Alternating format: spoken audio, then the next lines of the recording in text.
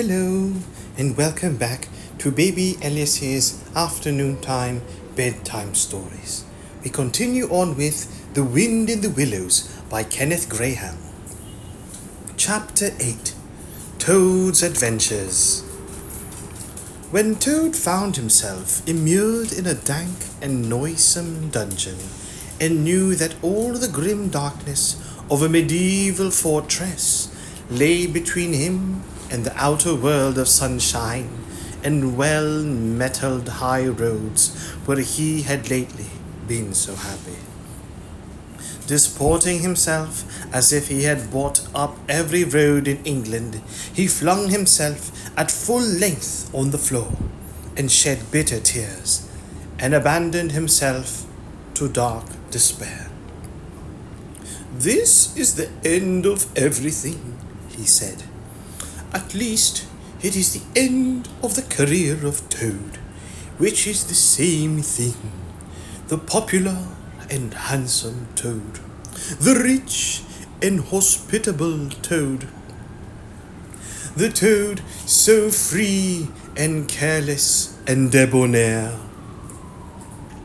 How can I hope to be ever set at large again," he said, "who have been imprisoned so justly for stealing so handsome a motor car in such an audacious manner, and for such lurid and imaginative cheek bestowed upon such a number of fat, red-faced policemen." Here his sobs choked him.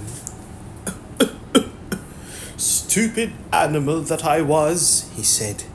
"Now I must languish in this dungeon till people who were proud to say they knew me have forgotten the very name of Toad. Oh wise, oh badger," he said. "Oh clever, intelligent rat and sensible mole. What sound judgments, what a knowledge of men and matters you possess. Oh unhappy and forsaken Toad." With lamentations such as these, he passed his days and nights for several weeks, refusing his meals or intermediate light refreshments. Though the grim and ancient gaoler, knowing that Toad's pockets were all well lined, frequently pointed out that many comforts and indeed luxuries could by arrangement be sent in at a price from outside. Now the gaoler had a daughter, a pleasant wench and good-hearted, who assisted her father in the light duties of his post. She was particularly fond of animals, and besides her canary, whose cage hung on a nail in the massive wall of the keep by day, to the great annoyance of prisoners who relished an after-dinner nap, and was shrouded in an antimacassar.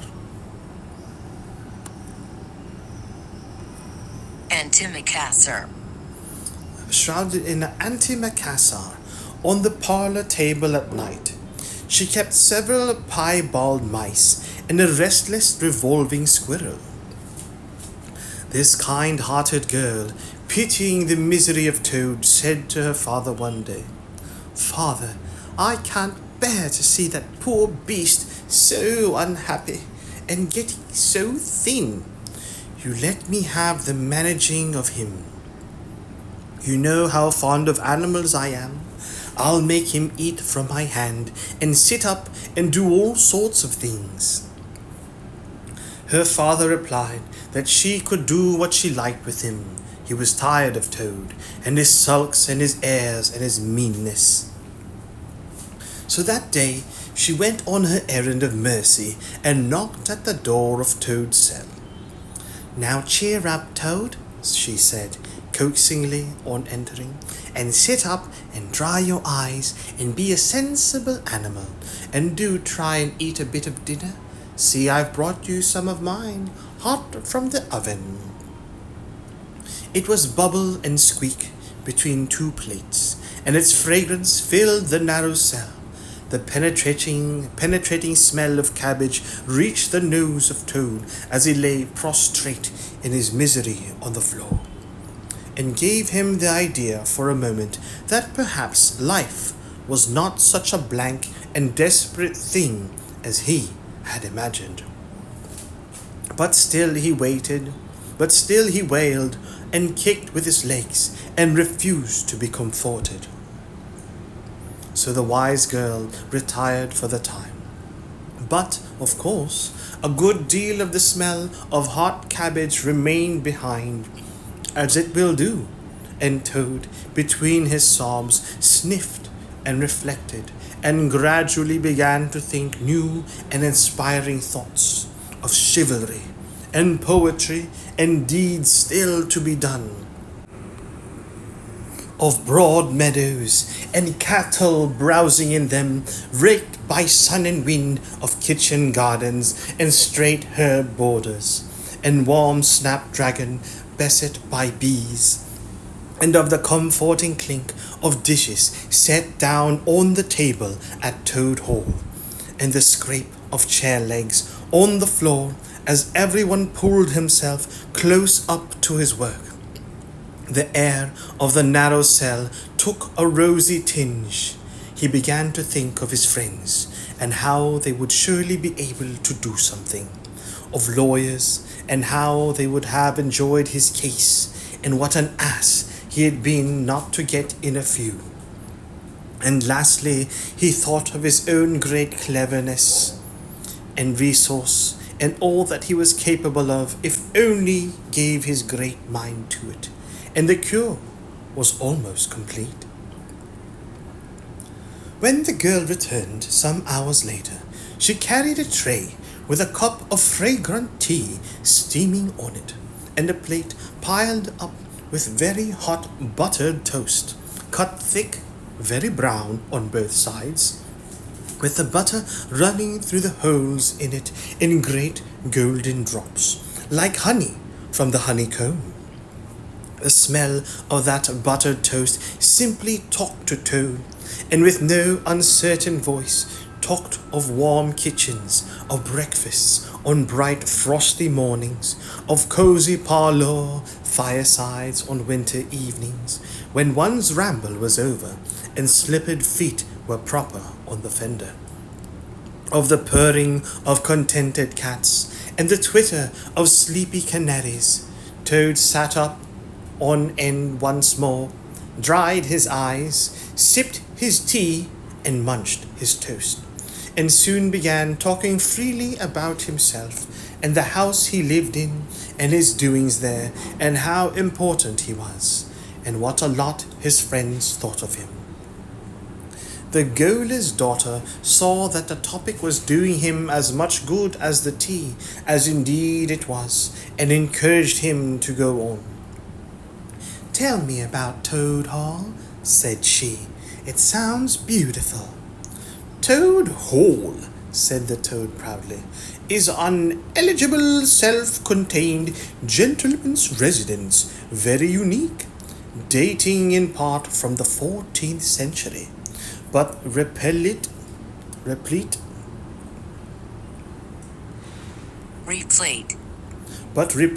with every modern convenience. Up-to-date sanitation, 5 minutes from church, post office, and golf links, suitable for—" "Bless the animal," said the girl, laughing. "I don't want to take it. Tell me something real about it. But first wait till I fetch you some more tea and toast." She tripped away and presently returned with a fresh trayful, and Toad, pitching into the toast with avidity, his spirits quite restored to the usual level, told her about the boathouse, and the fish pond, and the old walled kitchen garden, and about the pigsties, and the stables, and the pigeon house, and the hen house, and about the dairy, and the wash house, and the china cupboards, and the linen presses. She liked that bit especially. and about the banqueting hall and the fun they had there when the other animals were gathered round the table and Toad was at his best, singing songs, telling stories, carrying on generally. Then she wanted to know about his animal friends and was very interested in all he had to tell her about them and how they lived and what they did to pass their time. Of course, she did not say she was fond of animals as pets because she had the sense to see that Toad would be extremely offended. When she said good night, having filled his water jug and shaken up his straw for him, Toad was very much the same sanguine, self-satisfied animal that he had been of old. He sang a little song or two of the sort he used to sing at his dinner parties, curled himself up in the straw, and had an excellent night's rest and the pleasantness of dreams. They had many interesting talks together after that, as the dreary days went on, and the gaoler's daughter grew very sorry for Toad, and thought it a great shame that a poor little animal should be locked up in prison for what seemed to her a very trivial offence. Toad, of course, in his vanity, thought that her interest in him proceeded from a growing tenderness, and he could not help half regretting that the social gulf between them was so very wide, for she was a comely lass, and evidently admired him very much. One morning the girl was very thoughtful, and answered at random, and did not seem to Toad to be paying proper attention to his witty sayings and sparkling comments. "Toad," she said presently, "just listen, please. I have an aunt who is a washerwoman." "There, there," said Toad, graciously and affably. "Never mind, think no more about it. I have several aunts who ought to be washerwomen." "Do be quiet a minute, Toad," said the girl. "You talk too much, and that's your chief fault.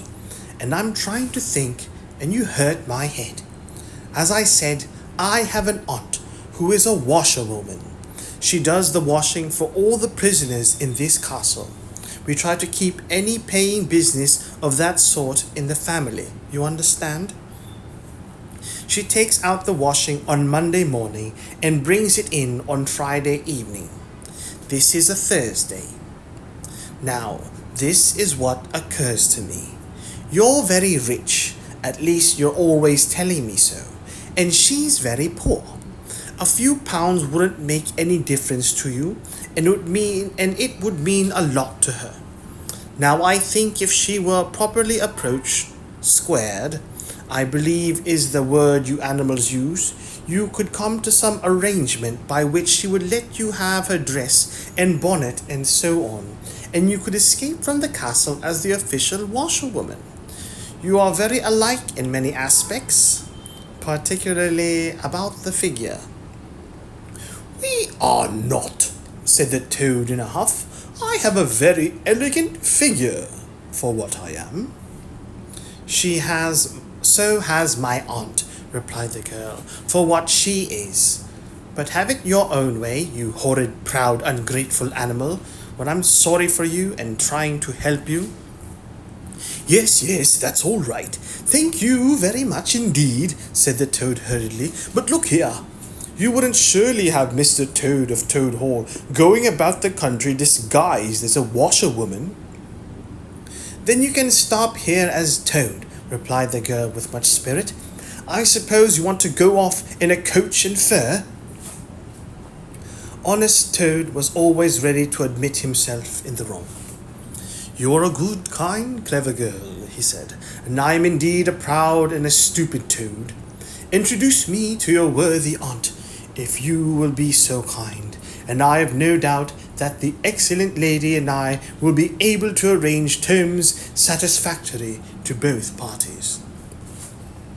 Next evening, the girl ushered her aunt into Toad's cell, bearing his week's washing pinned up in a towel.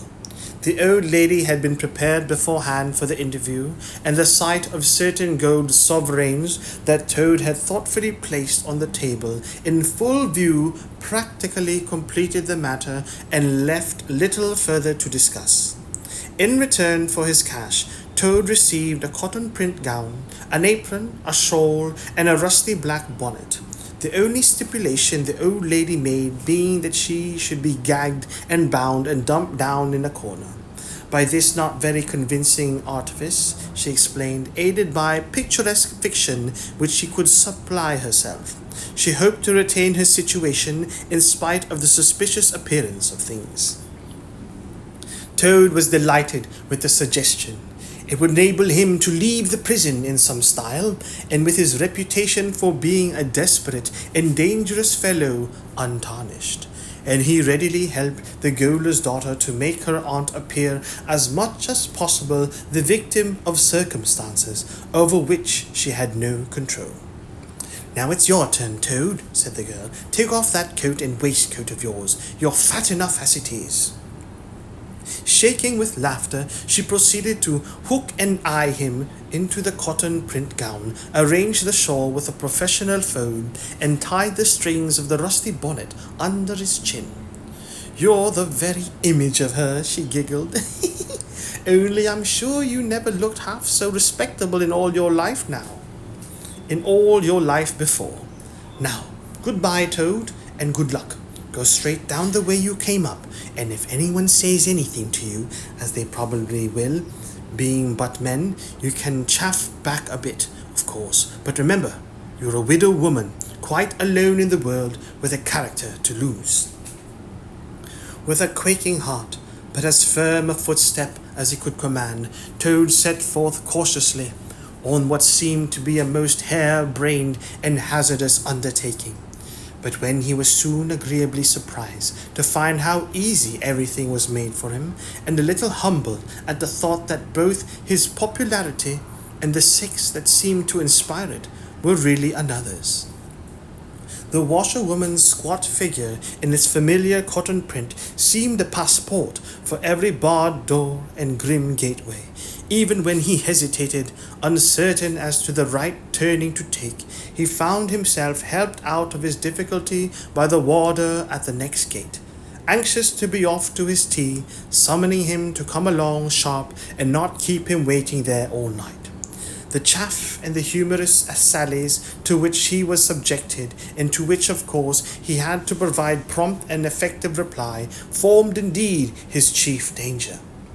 For Toad was an animal with a strong sense of his own dignity, and the chaff was mostly, he thought, poor and clumsy, and the humour of the sallies entirely lacking. However, he kept his temper, though with great difficulty, suited his retorts to his company and his supposed character, and did his best not to overstep the limits of good taste. It seemed hours before he crossed the last courtyard, rejected the pressing invitations from the last guard-room, and dodged the outspread arms of the last warder, pleading with simulated passion for just one farewell embrace. But at last he heard the wicket gate in the great outer door click behind him, felt the fresh air of the outer world upon his anxious brow, and knew that he was free. Dizzy with the easy success of his daring exploit, he walked quickly towards the lights of the town, not knowing in the least what he should do next. Only quite certain of one thing, that he must remove himself as quickly as possible from the neighbourhood where the lady he was forced to represent was so well known and so popular a character. As he walked along, considering, his attention was caught by some red and green lights a little way off to one side of the town, and the sound of the puffing and snorting of engines and the banging of shunted trucks fell on his ear. "Aha," he thought, "this is a piece of luck. A railway station is the thing I want most in the whole world at this moment. And what's more, I needn't go through the town to get it, and shan't have to support this humiliating character by repartees, which, though thoroughly effective, do not assist one's sense of self-respect." He made his way to the station accordingly, consulted a timetable, and found that a train bound more or less in the direction of his home was due to start in half an hour. "More luck," said Toad, his spirits rising rapidly, and went off to the booking office to buy his ticket. He gave the name of the station that he knew to be nearest to the village, of which Toad Hall was the principal feature, and mechanically put his fingers in search of the necessary money where his waistcoat pocket should have been. But here the cotton gown, which had nobly stood by him so far, and which he had basely forgotten, intervened and frustrated his efforts. In a sort of nightmare, he struggled with the strange, uncanny thing that seemed to hold his hands, turn all muscular strivings to water, and laugh at him all the time, while other travellers, forming up in a line behind him, waited with impatience, making suggestions of more or less value and comments of more or less stringency and point. At last, somehow, he never rightly understood how, he burst the barriers, attained the goal, arrived at where all waistcoat pockets are eternally situated, and found not only no money, but no pocket to hold it, and no waistcoat to hold the pocket. To his horror, he recollected that he had left both coat and waistcoat behind him in his cell, and with them his pocketbook, money, keys, watch, matches, pencil case, all that makes life worth living, all that distinguishes the many-pocketed animal, the lord of creation, from the inferior one-pocketed or no-pocketed productions that hop or trip about permissively, unequipped for the real contest. In his misery, he made one desperate effort to carry the thing off, and with a return to his fine old manner, a blend of the squire and the college don, he said, "Look here, I find I've left my purse behind. Just give me that ticket, will you, and I'll send the money on tomorrow. I'm well known in these parts." The clerk stared at him and the rusty black bonnet a moment, and then laughed. "I should think you were pretty well known in these parts," he said, "if you've tried this game on often. Here, stand away from the window, please, madam. You're obstructing the other passengers." An old gentleman who had been prodding him in the back for some moments here thrust him away, and what was worse, addressed him as his good woman, which angered Toad more than anything that had occurred that evening. Baffled and full of despair, he wandered blindly down the platform where the train was standing, and tears trickled down each side of his nose. It was hard, he thought, to be within sight of safety and almost of home, and to be balked by the want of a few wretched shillings and by the petty-fogging mistrustfulness of paid officials. Very soon his escape would be discovered, the hunt would be up, and he would be caught, reviled, loaded with chains, dragged back again to prison, and bread and water and straw. His guards and penalties would be doubled, and oh, what sarcastic remarks the girl would make. What was to be done? He was not swift of foot. His figure was unfortunately recognizable. Could he not squeeze under the seat of the carriage?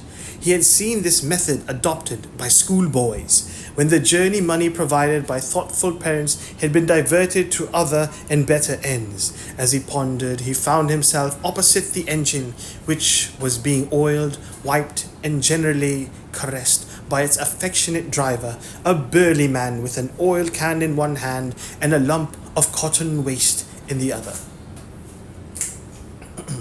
"Hello, mother," said the engine driver. "What's the trouble? You don't look particularly cheerful." "Oh, sir," said Toad, crying afresh, "I am a poor, unhappy washerwoman, and I've lost all my money, and can't pay for a ticket, and I must get home tonight somehow, and whatever I am to do, I don't know. Oh dear, oh dear." "That's a bad business indeed," said the engine driver reflectively. "Lost your money, and can't get home, and got some kids, too, waiting for you, I dare say." "Any amount of them," sobbed Toad, "and they'll be hungry, and playing with matches, and upsetting lamps, the little innocents, and quarrelling, and going on generally. Oh dear, oh dear." "Well, I'll tell you what I'll do," said the good engine driver. You're a washerwoman to your trade, says you. Very well, that's that, and I am an engine driver, as you well may see, and there's no denying it's terribly dirty work. Uses up a power of shirts, it does, till my missus is fair tired of washing 'em. If you'll wash a few shirts for me when you get home and send 'em along, I'll give you a ride on my engine. It's against the company's regulations, but we're not so very particular in these out-of-the-way parts. The toad's misery turned into rapture as he eagerly scrambled up into the cab of the engine. Of course, he had never washed a shirt in his life, and couldn't if he tried, and anyhow, he wasn't going to begin. But he thought, when I get safely home to Toad Hall and have money again and pockets to put it in, I will send the engine driver enough to pay for quite a quantity of washing, and that will be the same thing, or better. The guard waved his welcome flag. The engine driver whistled in cheerful response, and the train moved out of the station. As the speed increased, and the toad could see on the other side of him real fields and trees and hedges and cows and horses all flying past him, and as he thought how every minute was bringing him nearer to Toad Hall, and sympathetic friends and money to chink in his pocket, and a soft bed to sleep in, and good things to eat, and praise and admiration at the recital of his adventures and his surpassing cleverness, he began to skip up and down and shout and sing snatches of song to the great astonishment of the engine driver, who had come across washerwomen before at long intervals, but never one at all like this. They had covered many a mile, and Toad was already considering what he would have for supper as soon as he got home, when he noticed that the engine driver, with a puzzled expression on his face, was leaning over the side of the engine and listening hard. Then he saw him climb onto the coals and gaze out over the top of the train. Then he returned and said to Toad, "It's very strange. We're the last train running in this direction tonight, yet I could be sworn that I heard another following us." Toad ceased his frivolous antics at once. He became grave and depressed, and a dull pain in the lower part of his spine, communicating itself to his legs, made him want to sit down and try desperately not to think of all the possibilities. By this time the moon was shining brightly, and the engine driver, steadying himself on the coal, could command a view of the line behind them for a long distance. Presently he called out, "I can see it clearly now. It is an engine, on our rails, coming along at a great pace. It looks as if we're being pursued." The miserable Toad, crouching in the coal dust, tried hard to think of something to do, with dismal want of success. "They're gaining on us fast," cried the engine driver, "and the engine is crowded with the queerest lot of people.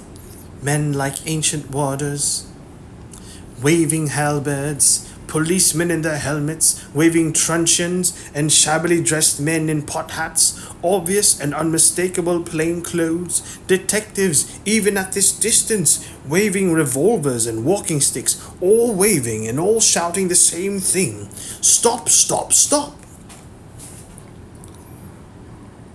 Then Toad fell on his knees among the coals, and raising his clasped paws in supplication, cried, "Save me, only save me, dear kind Mr. Engine Driver, and I will confess anything. I am not the simple washerwoman I seem to be. I have no children waiting for me, innocent or otherwise. I am a toad, the well-known and popular Mr. Toad, a landed proprietor. I have just escaped by my great daring and cleverness from a loathsome dungeon into which my enemies had flung me, and if those fellows on that engine recapture me, it will be chains and bread and water and straw and misery once more for poor, unhappy, innocent Toad." The engine driver looked down upon him very sternly and said, "Now tell the truth, what were you put in prison for?" "It was nothing very much," said poor Toad, colouring deeply. I only borrowed a motor car while the owners were at lunch. They had no need of it at the time. I didn't mean to steal it really, but people, especially magistrates, take such harsh views of thoughtless and high-spirited actions.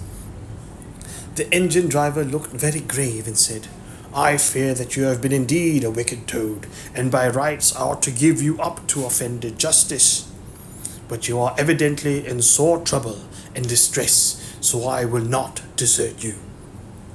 I don't hold with motor cars for one thing, and I don't hold with being ordered about by policemen when I'm on my own engine for another. And the sight of an animal in tears always makes me feel queer and soft-hearted. So cheer up, Toad.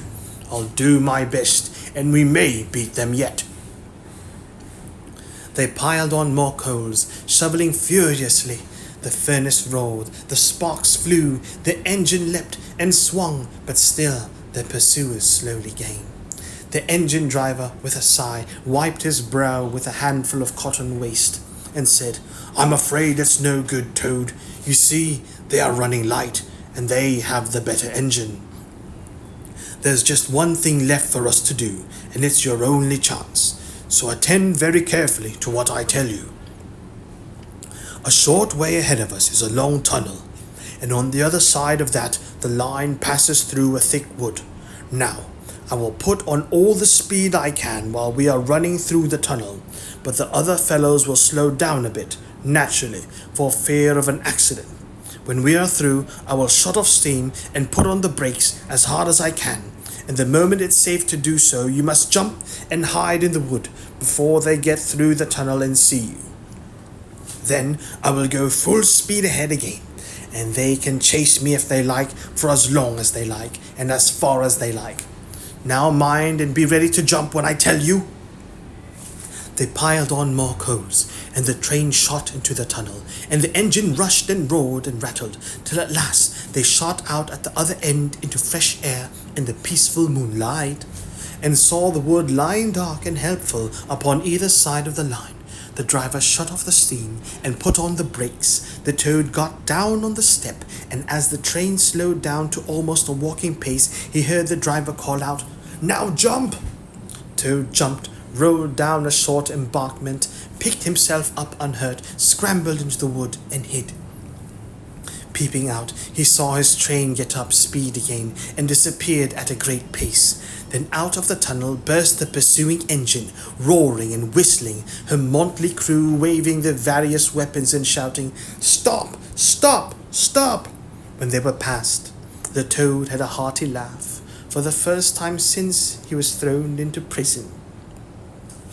But he soon stopped laughing when he came to consider that it was now very late and dark and cold, and he was in an unknown wood, with no money and no chance of supper, and still far from friends and home. And the dead silence of everything, after the roar and rattle of the train, was something of a shock. He dared not leave the shelter of the trees, so he struck into the wood with the idea of leaving the railway as far as possible behind him. After so many weeks within walls, he found the wood strange and unfriendly and inclined. He thought to make fun of him. Night jars sounding their mechanical rattle made him think that the wood was full of searching warders closing in on him. An owl, swooping noiselessly towards him, brushed his shoulder with its wing, making him jump with the horrid certainty that it was a hand, then flitted off moth-like, laughing in its low hoo, hoo, hoo, which Toad thought in very poor taste. Once he met a fox, who stopped, looked him up and down in a sarcastic sort of way, and said, Hello, washerwoman. Half a pair of socks in the pillowcase short this week. Mind it doesn't occur again. And swaggering off sniggering. Toad looked about for a stone to throw at him, but could not succeed in finding one, which vexed him more than anything. At last, cold and hungry and tired out, he sought the shelter of a hollow tree, where with branches and dead leaves he made himself as comfortable a bed as he could, and slept soundly till until morning. And that ends chapter 8 of The Wind in the Willows by Kenneth Grahame, Toad's Adventure. Good night, baby Elias.